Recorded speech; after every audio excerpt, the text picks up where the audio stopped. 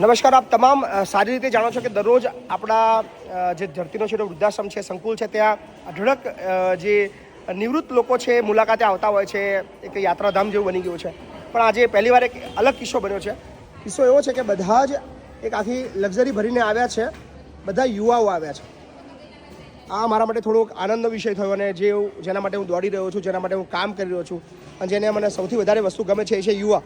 કે એ યુવાઓ છે જેનામાં કંઈ બદલવાની, કંઈ વિચારવાની અને વિચાર્યા બાદ દેશની અંદર કંઈક ચેન્જ લાવવાની શક્તિ રહેલી છે. તો જ્યાં સુધી યુવાઓ આપણી આ કામગીરી અને જે તકલીફો છે એ નહીં સમજે ત્યાં સુધી દેશ નહીં બદલાય. સો આજે વતનો આનંદ છે મને કે બધા જ યુવાઓ છેક સાબરકાંઠાથી અને સાબરકાંઠાના પણ એકદમ છેવાડું એટલે કે ઈડરથી આવે છે બધા. સો બધા નજીક આવી જાઓ થોડાક પ્લીઝ. યસ, એક જ જગ્યાએ થોડું યસ બધું આવી જાઓ. સો ક્યાંથી આવ્યા છો તમે?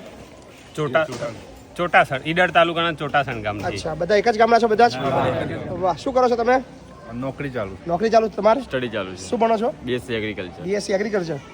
નોકરી. નોકરી નોકરી. નોકરી ખેતી. ખેતી નોકરી. નોકરી. પોતાનું વ્યવસાય. અચ્છા, ખેતી. ખેતી સ્ટડી. સ્ટડી શામાં? 10th માં. તો બધા મેં જ્યારે લક્ઝરી ભરીને આવ્યા ત્યારે મેં વિચાર્યું કે તમારે ત્યાંથી માઉન્ટ આબુ નજીક છે. તો તમે ફરવા લક્ઝરી જવા આબુ જગ્યાએ આ બાજુ શા માટે? મને ખાલી કહેજો ને. બસ તમારા વિડીયો જોવાથી એક પ્રેરણા મળી કે ખરેખર આટલું સારું કાર્ય થતું હોય તો આપણે એકવાર અવશ્ય જવું જોઈએ. વાહ. એટલા માટે અમે મુલાકાતે આવ્યા. ખૂબ સરસ. કોને શું કહેવું છે? કોઈની ઈચ્છા કશું કહેવાની ભાઈ? બહુ સારું કામ છે.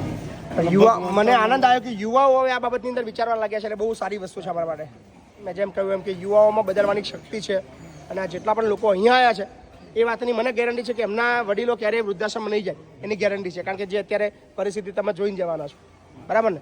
સો મેક્સિમમ અમે ઈચ્છીએ છીએ કે સમગ્ર ગુજરાતના તમામ એ યુવાઓ એટલીસ્ટ પોતાના જીવનમાંથી એકાદ દિવસ, એકાદ 2 કલાક કાઢીને અમારા વૃદ્ધાશ્રમ, અમારા દિવ્યાંગ આશ્રમ અને અમારો જે અનાથ આશ્રમ જે સંકુલ છે ત્યાં મુલાકાત લો.